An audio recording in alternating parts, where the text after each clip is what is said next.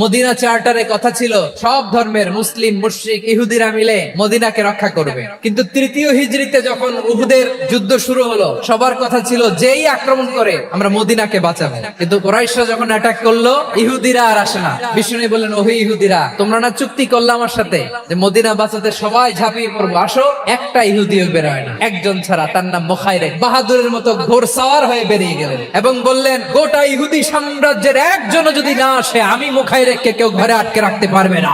বেরিয়ে আসলেন, এসে বললেন, আমি মুহাম্মদের পক্ষে যুদ্ধ করব। আমি মারা গেলে আমার সম্পদ আমার উত্তরাধিকারীরা পাবে না, আমার সম্পদ তোমরা মুহাম্মদকে দিয়ে দিবা। সুবহানাল্লাহ বলেন। উহুদের ময়দানে 70 জন মুসলমান শহীদ হলো। এই ইহুদি সেও মুসলমানের পক্ষে যুদ্ধ করে নিহত হলো। মুসলিমদের লাশের পাশে মুখাইরিকের লাশ দেখে বিশ্বনবী মুখাইরিকের প্রতি অনেক খুশি হলেন। আর বিশ্বনবী খুশি হয়ে বললেন, মুখাইরিক, যদিও তুমি ইহুদি, তারপরে তুমি সব ইহুদিদের মধ্যে সেরা ইহুদি পড়েন। সুবহানাল্লাহ।